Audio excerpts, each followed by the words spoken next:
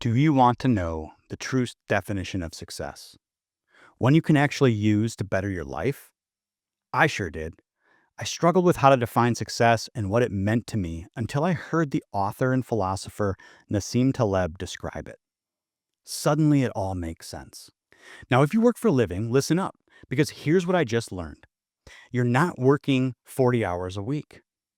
You're actually investing 75% of your waking hours, your alive time, at work. Yet 66% of us report we don't derive any meaning from what we do. That's not just a workplace problem, that's a life crisis. It's actually called the crisis of meaning. And if you've ever felt that nagging disconnect between who you are and what you do for a living, this one's for you. Here's what I mean. That disconnect, that gnawing, raw feeling you have, all it is, when you boil it all down, it's an incongruence. It's a massive gap between your current trajectory in life and the ideal version of yourself that you hold inside. Here's how Taleb describes success. There's a single definition of success. Look at yourself in a mirror in the evening and wonder if you disappoint the person you were at 18, right before people get corrupted by life.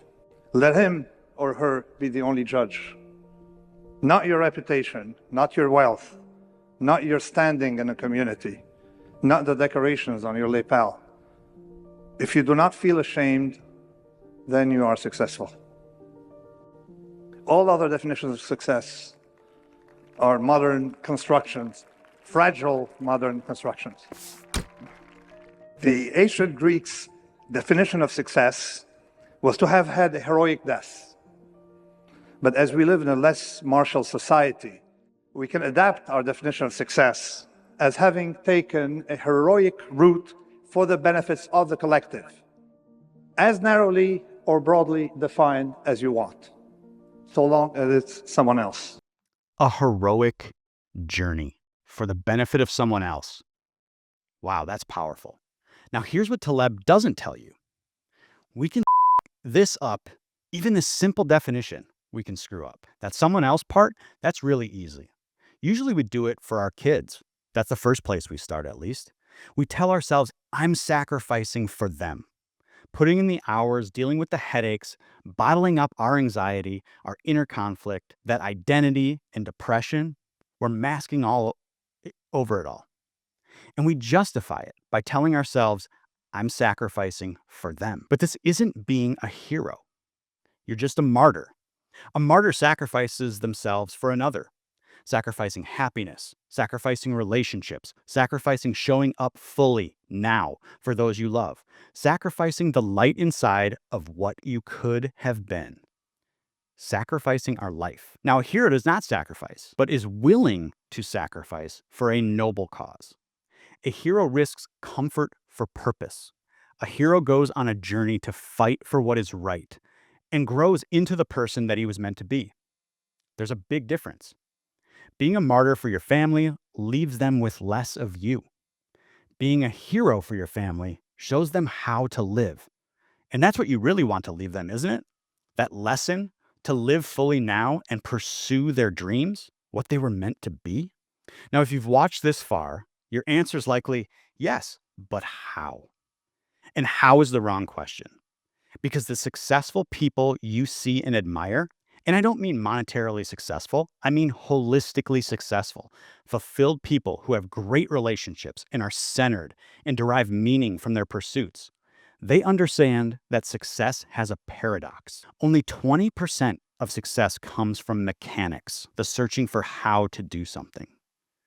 But 80% of success comes from psychology, getting inside and understanding who you are, who you need to be, and why. But most of us spend all our time ruminating and searching for the how. We spend 80 to 90% of our search for success scrolling social media for quick steps, false goals, and we wind up feeling worse when they don't stick. But that failure isn't your fault. You've just been following an ingrained fake model of success. Now, this is our default model, societal model of success. You take a goal, you learn how to do it, you achieve it, you get some external reward, and Success lies on the other side of that. You will be successful if you do these things.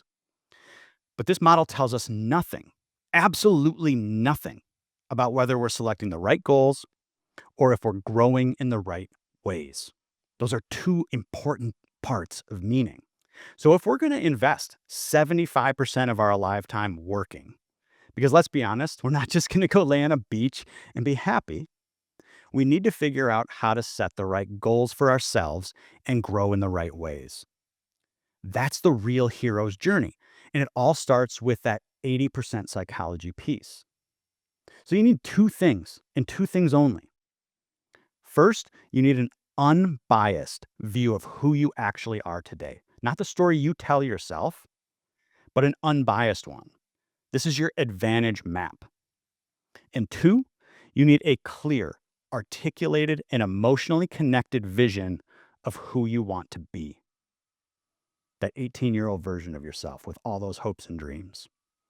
Now, when you have these two things, a realistic view of who you are and where you can take your talents, plus that clear vision of your ideal self, that one you had when you were 18, then you can work backwards and you can set the right goals. Because at the end of the day, success isn't an end goal. It's actually a state of being. When you embody that feeling, you take noble actions and you derive meaning from your journey.